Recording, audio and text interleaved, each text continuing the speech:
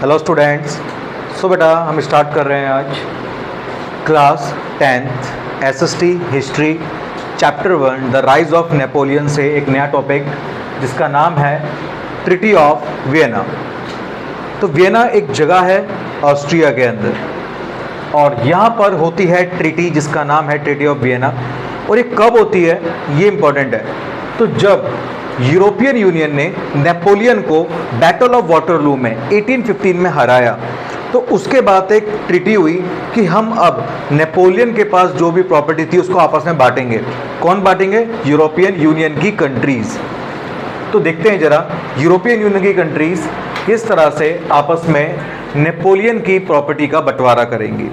तो देखो, इस ट्रीटी ऑफ वियना को हेड करा था, होस्ट करा था ऑस्ट्रिया के चांसलर ड्यूक मैटरनिक ने। Duke Metternich. अब ड्यूक मैटरनिक जो है वो फेमस है दो बातों के लिए भी जहां से एमसीक्यूज आ सकते हैं हमको एग्जाम में। First, when France needs the whole Europe catch cold. जब फ्रांस छींकता है तो पूरे यूरोप को सर्दी जुकाम लग जाते हैं। ऐसा क्यों कहा था? जब फ्रांस में नेशनलिज्म आया तो पूरे यूरोप में नेशनलिज्म की होड़ चल गई, पूरे यूरोप में नेशनलिज्म होने लगा। तो तब ड्यूक मैटरनिक ने कहा था कि जब फ्रांस छींकेगा तो पूरे यूरोप में क्या हो जाएगा? सर्दी जुकाम। मतलब कि जो चेंज फ्रांस में आ रहा है वही चेंज कहाँ पर प्रमोट हो रहा है? पूरे यूरोप के अंदर। दूसरी बात, एक व्यक्ति है हमारे पास इटली के अंदर जिनका नाम है जिसेपे मैज़ीनी। अब जिसेपे मैज़ीनी को उन्होंने कहा कि हमारी सोसाइटी के लिए सबसे खतरनाक व्यक्ति हैं, the most dangerous to our society. ये भी ड्यूक मैटरनिक ने कहा था। तो याद रखना है एमसीक्यूज के लिए इंपॉर्टेंट क्वेश्चन। अब क्या क्या फैसले हुए, क्या क्या बातें हुई वो समझते हैं ट्रीटी ऑफ वियना की।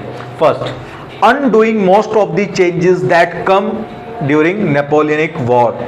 नेपोलियन से वॉर करते समय जो जो चीज़ें नेपोलियन ने लाई थी, जो वही उसने इनिशिएटिव्स लिए थे जो यूरोपियन यूनियन के खिलाफ थे, उन सबको अनडू कर देना। अनडूइंग मतलब होता है रिवर्स, चेंज कर देना। जो भी नेपोलियन लेकर आया उसको बदल दो, पहले जैसा कर दो।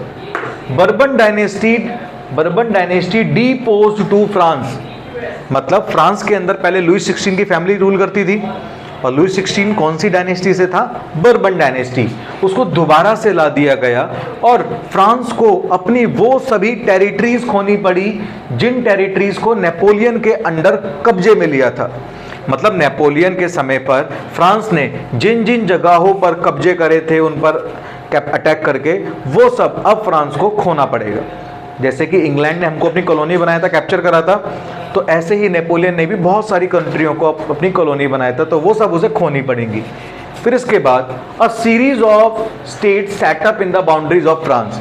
ये फ्रांस की बाउंड्री है और इस बाउंड्री पर बहुत सारी स्टेट्स क्रिएट करी गई, बनाई गई, जिससे फ्रांस इधर की तरफ एक्सपेंशन ना कर पाए और आइसोलेट हो जाए। मतलब कि एक चार दीवारी उसकी बन जाए। देखो, तीन साइड से तो यहाँ पे पानी था, लेकिन इस साइड से वो एक्सपेंड कर सकता था, अपनी पावर इंप्रूव कर सकता था।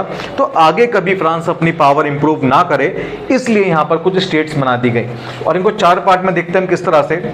नॉर्थ के अंदर नीदरलैंड्स विद बेल्जियम स्टेब्लिश करा गया। ठीक। दूसरा देखो, साउथ में जेनोवा एक जगह पीडमोंट में ऐड कर दी। इसके वेस्टर्न रीजन को प्रशिया को दे दिया गया। यहाँ पे प्रशिया को कंट्रोल मिल गया, प्रशिया यहाँ तक फैल गया। और सम पार्ट ऑफ इटली, यहाँ पर कुछ इटली का पार्ट था जो ऑस्ट्रिया को दे दिया गया। अब जिसकी वजह से फ्रांस कभी भी इधर की तरफ बढ़ नहीं सकता, सारे ही मजबूत स्टेट्स हैं। चलो नेक्स्ट पार्ट देखते हैं। German confederations 39 states. इसका मतलब था जो जर्मन एम्पायर है, जो आज के समय पर जर्मनी है, वो पहले क्या था? German empire. और जर्मन एम्पायर के अंदर 39 स्टेट्स बनवाए थे नेपोलियन ने। बनवाए थे क्या मतलब? उसके अंदर रूलिंग में थे, तो उसने बोला 39 स्टेट्स में डिवाइड कर दो जर्मन एम्पायर को। उसको अनचेंज रखा, ये बात ध्यान रखना, उसको अनचेंज रखा, उसमें कोई चेंजेस नहीं करे गए। रशिया को पोलैंड का पार्ट मिला, जबकि प्रशिया को सैक्सनी का कुछ पार्ट मिला। और इसका मेन उद्देश्य था यूनिफिकेशन, इसका ट्रीटी ऑफ वियना का, कि रीस्टोर्ड मोनार्कीज, जितने भी राजाओं को नेपोलियन ने हटाया था, कुचल के वो आगे बढ़ा था, उन सब राजाओं को दोबारा से दोबारा से उनको थ्रोन पर बैठाना, उनके सिंहासन पर बैठाना। मतलब कि जिन जिन राजाओं को नेपोलियन ने हटाकर अपनी किंगडम बनाई थी, उन राजाओं को दोबारा से पावर में लाना और एक नया कंजर्वेटिव ऑर्डर स्टैब्लिश करना यूरोप के अंदर। ये कंजर्वेटिव ऑर्डर क्या था? जो मोनार्की तो नहीं चाहते थे एक तरह से, लेकिन वो अपना रूल चाहते थे। ये लिबरल्स नहीं थे, ये रेडिकल्स नहीं थे, ये कंजर्वेटिव्स थे। और कंजर्वेटिव्स क्या होते हैं? जो सोसाइटी के अंदर चेंजेस चाहते हैं, लेकिन धीरे धीरे वो चाहते हैं कि past should be respected. Past मतलब जैसे राजा वगैरह होते थे पहले टाइम पर, वो रहने चाहिए, उनकी पावर्स रहनी चाहिए और सोसाइटी में चेंज धीरे धीरे आने चाहिए। और मोनार्की की सारी पावर उनके पास नहीं, कुछ पार्ट हमारे पास भी होना चाहिए।